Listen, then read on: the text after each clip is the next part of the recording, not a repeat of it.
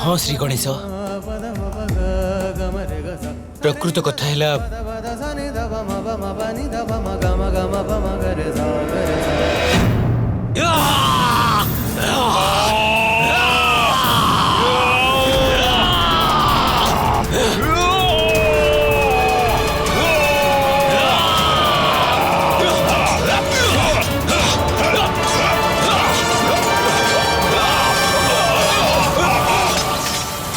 भाव दानव आ देवों मध्य देवासुर संग्राम हो गला असुर आम उपर घातक प्रहार करने लगे कि लंबा अवधि पर्यंत यह संग्राम जारी रहा।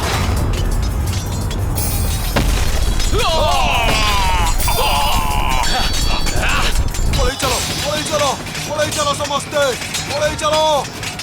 समस्ते शीघ्र शीघ्र पलई चलो।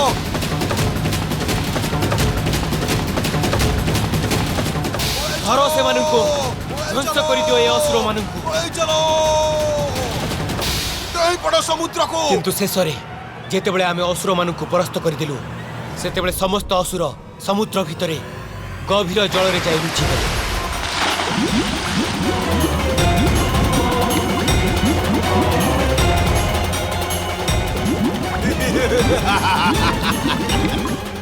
एबे तमे हमकु केमिति मारिबो देवगण? सेतेबेले समस्त देवता माने ऋषि अगस्त्य को समुद्र को जलशून्य करने पर प्रार्थना कले।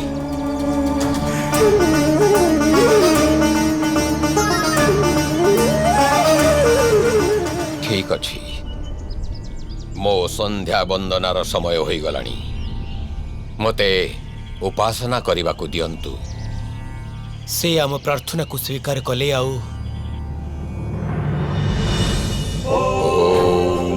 केशवाय स्वाहा। ऋषि अगस्त्य सप्त सिंधुर जल को पान करदेले।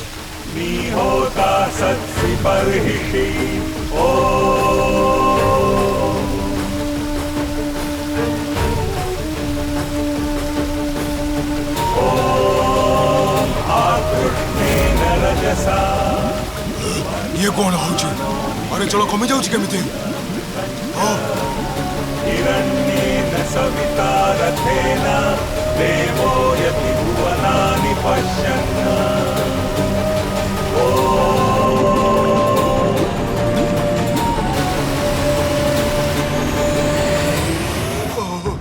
ये कौन होची?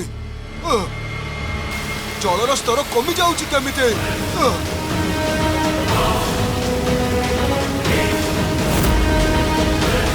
अरे सागर जल कुआड़े जाउछि? ये कौन होची? एभली भावे सागर जलहीन होई जिवो जदी तेबे हमर बंचिबा असंभव होई जिवो। हमें कौन करिबा एबे?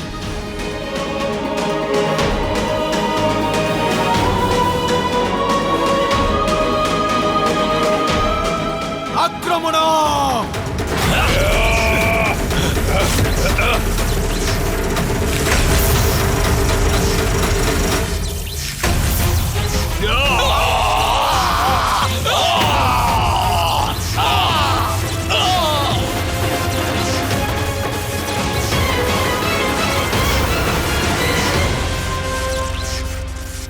आम अस्त्र गुड़िकर उष्मता द्वारा समुद्रर बाह्य भूमि नदी जलाशय सबु सुखिबाकु लागिला।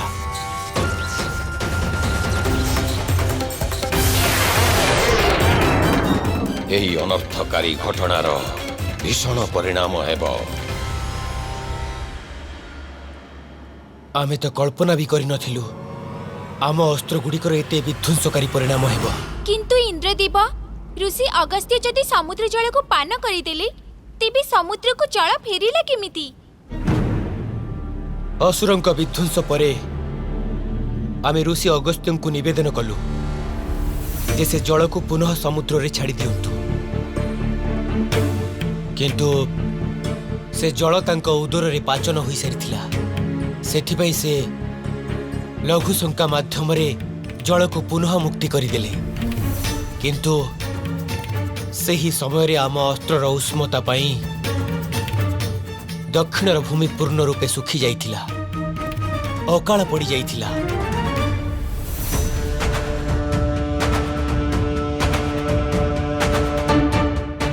से अकालू मुक्ति पाइबा चिंतार ऋषि अगस्त्य पूर्ण रूप से व्यथित हो पड़ते।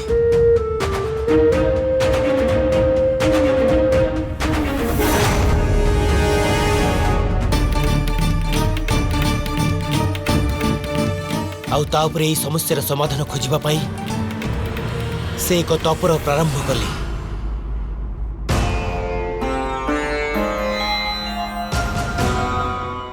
नारायण ब्रह्मदेव महादेव आपण शीघ्र एठाकू जल पठांतु जेपर्यंत दक्षिणर एही दुर्भिक्ष समाप्त न होइछि। मु बुंदाए मात्र जल भी सेवन करिबि नाही।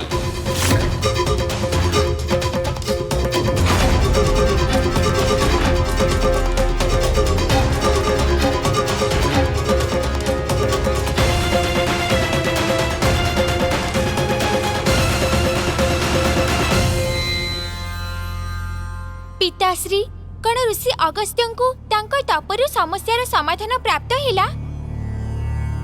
कण तांको तप द्वारा नदी रूपी जलधारा उत्पन्न हिला? पुत्र ऋषि अगस्त्य जेते बेले तप करू करू अनेक वर्ष बीती गला सेते बेले एकदा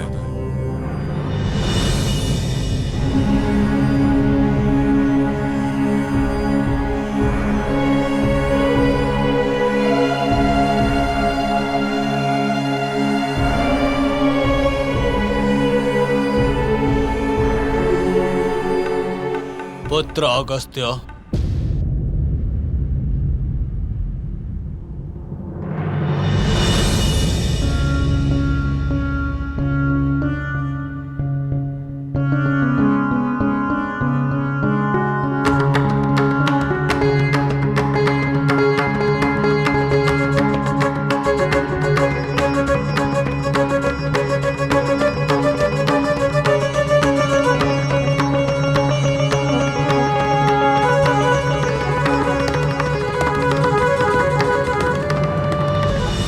आपण समस्त दिव्य आत्मा मानंकु मोर प्रणाम।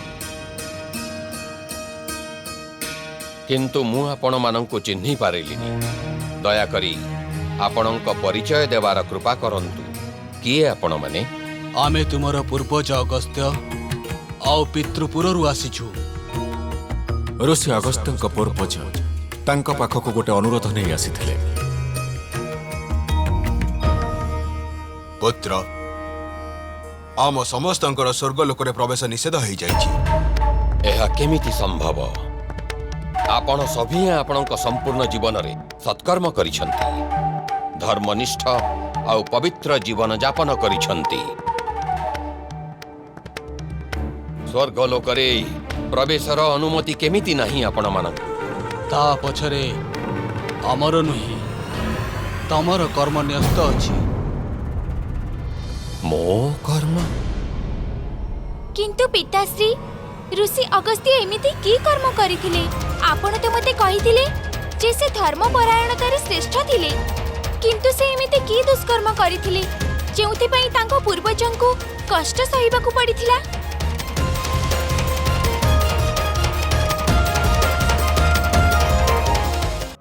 बेले बेले जो कर्म तमे करिथा ता नुहे, अपितु जहाँ तुम करि न था ताहा तुम जीवन रे समस्या उत्पन्न करिथा।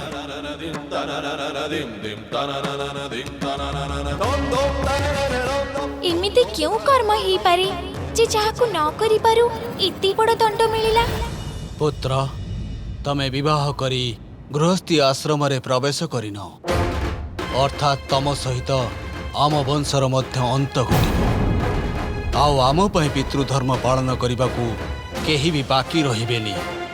किंतु मु सर्वदा जन कल्याण रे व्यस्त रहुछि। मु विवाह बंधन रे बांधी हेबाकु चाहुनी। पुत्र जो माता पिता तमर पालन पोषण करिसंती, जीवन देइसंती, तांको ऋण तुमको परिशोध करबाकु पड़िबो। पितृ ऋणर मुक्त हेबा तमर कर्तव्य पुत्र। पितृ ऋण? माता पितांक ऋण? जीवन देवार ऋण को किए केमिति परिशोध करि पारिबो? विधि विधान द्वारा विवाह करी संतान उत्पन्न करिबा द्वारा आउ तांकर पालन पोषण करिबा द्वारा ही यह संभव। जदि कौनसी पुत्र एमिति न करे तेबे ता पूर्वजंकु स्वर्ग प्रवेश न करिबार दंड प्राप्त होइथाय। अगस्त्य तमको विवाह करबाकू ही पड़िबो। सेथिरु तम पूर्वजंकु सद्गति अर्थात स्वर्ग प्राप्त हेबो। सेमितिरे भी कौनसी यज्ञ कौनसी व्रत से पर्यंत पूर्ण ही न थाए जे पर्यंत यज्ञकर्तांकर बामांगी पत्नी तार भागीदार होई नथिबे। सेथिपाई विवाह करिबा परे ही तमे तम तपस्या सार्थक करि परिबो।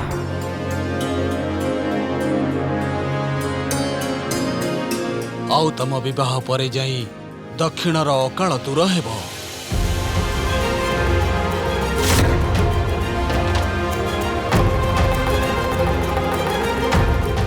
ये आपण कौन कहउछंती पितृपिता? मो विवाह द्वारा दक्षिणर दुर्भिक्ष केमिति दूर होई परिबो? ता भी ज्ञात होई जिवो, किंतु सर्वप्रथमे तुमको राजा कबेरंक पाखकु जाई विवाह निमंते तांक पुत्री लोपामुद्रांक पई प्रस्ताव देबाक हबो। अर्थात विवाह करबाकू ही पड़िबो मते। निज पूर्वजंक आदेश अनुसार ऋषिवर अगस्त्य विवाह करबाकू निष्पत्ति नेले। से विदर्भ नरेश राजा कबेरंक पाखकू तांक पुत्रींक सह निज विवाहर प्रस्ताव नेकी गले। किंतु ए सब ऋषिवरंक पई एते सरल नथिला, काहेकि ना अति सुंदरी देवी लोपामुद्रा तांक धर्म आचरण पई भी प्रसिद्ध थिले। आउ तांक पिता तांको अत्यधिक स्नेह करुथिले।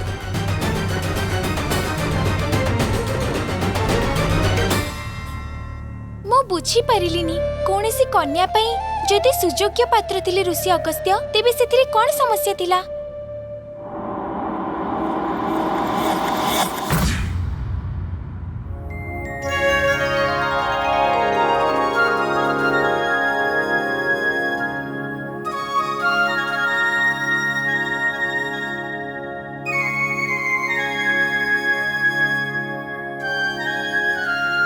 नाथ भोजन आरंभ करंतु, अन्यथा यह शीतल हेले ता स्वाद हरई देब।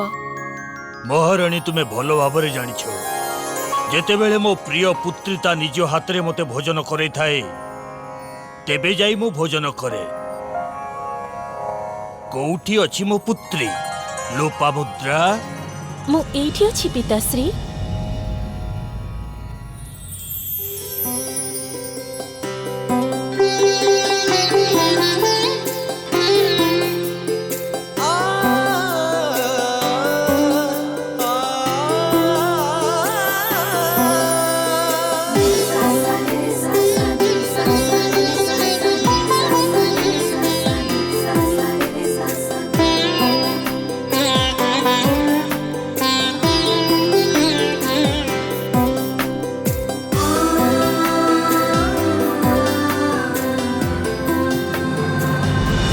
क्षमा करिबे पिताश्री, भगवान नारायणक पूजारे मोर टिके विलंब हो गला।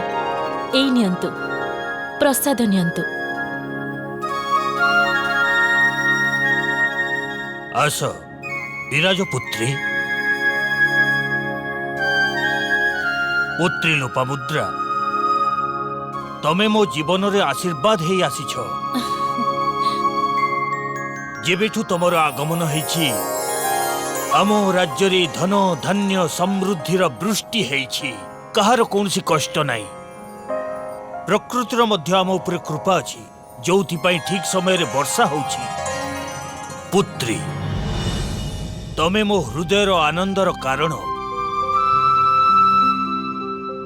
मु तमको एठू कुआडू भी जीवाकू देबिनी। किंतु नाथ, आपण मध्य एही तथ्य भल भाबे जानंती जे एहा कदापि संभव नुहे। पुत्री तो परर धन हेई थांती, आउ दिने ना दिने तार विवाह करिबाकू पड़ी थाए, आउ तापरे से एठू चली जिवो।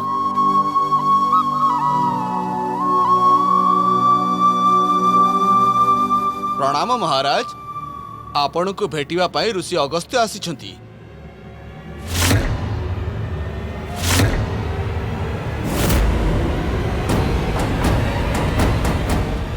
ऋषि अगस्त्य मोठारु कौन चाहते ऋषिवर?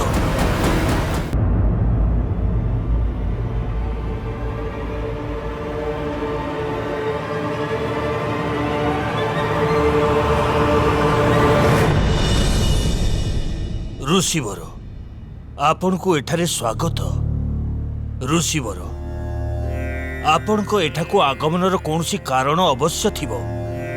कहंतु आपण को एमती कोई इच्छा अछि जहा मो द्वारा ही परिबो।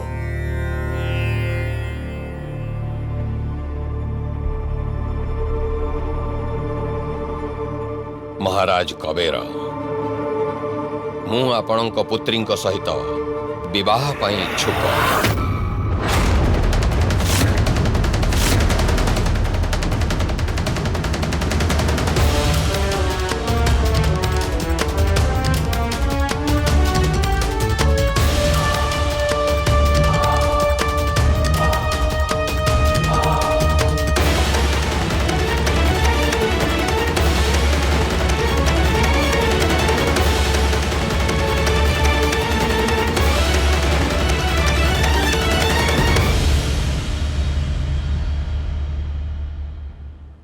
कौन विचार करुछंती राजन? मु आपणक उत्तर को प्रतीक्षा करिछि। कुहंतु आपणकु मो प्रस्ताव स्वीकार्य त?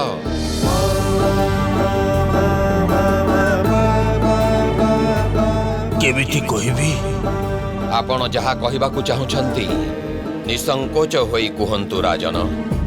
क्षमा करंतु ऋषिवर, आपण जने पितार द्विधा स्थिति को बुझी पारुथिबे। ऋषिवर,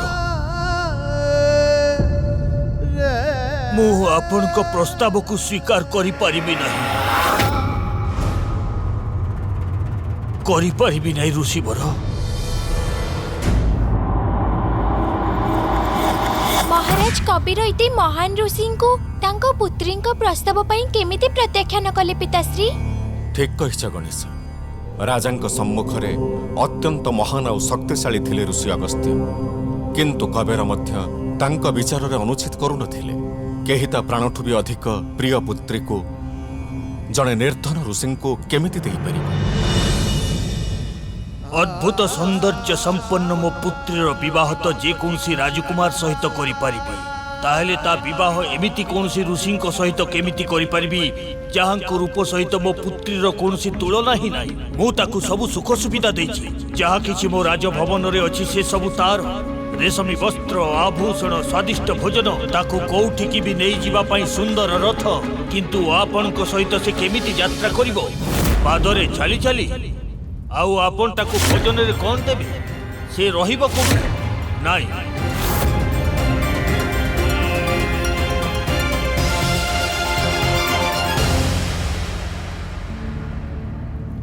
ऋषिवर, मो पुत्री कौनसी साधारण राजकुमारी नुह। ताकू प्राप्त करिबा पाई मु अत्यंत कठोर तपस्या करिथिली। ओम श्री वैष्णवे नमः।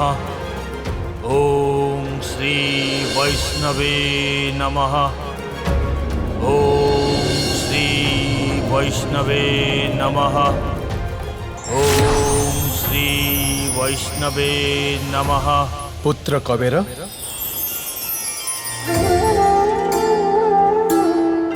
प्रभु, मोर प्रभु, आपण को भक्तर गुहारी सुनी आपण आसी गले प्रभु। हाँ पुत्र, अद्भुततम भक्ति।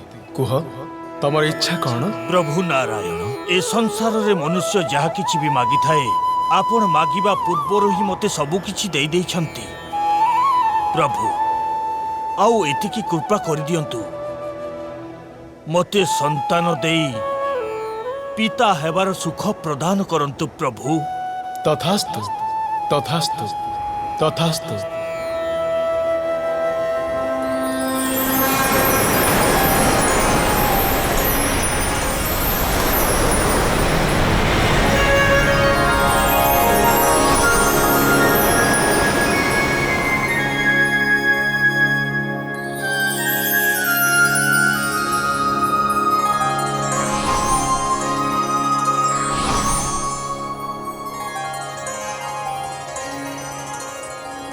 यही कन्या को मु तम पुत्री रूप में प्रदान करी। एहार नाम लोपामुद्रा है। ये तुम राज्य रे संपन्नतार कारण हेबो। ପ୍ରଭୁ ଆପଣଙ୍କ ଏହି କୃପା ନିମନ୍ତେ ଆପଣଙ୍କୁ ମୋର କୋଟି କୋଟି ଧନ୍ୟବାଦ। ପୁତ୍ରୀ ସ୍ୱୟଂ ନାରାୟଣଙ୍କ ରଚନା ଏବଂ କୃପାରୁ ପ୍ରାପ୍ତ ହେଇଛି ଋଷିବର।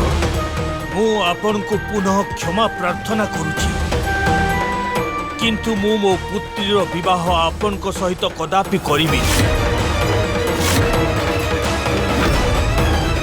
ଯଦି ଆପଣ ଦଣ୍ଡ ସ୍ୱରୂପ ମୋତେ ଅଭିଶାପ ବି ଦେବେ, ତେବେ ତାକୁ ବି ମୁଁ ସ୍ୱୀକାର କରିବି।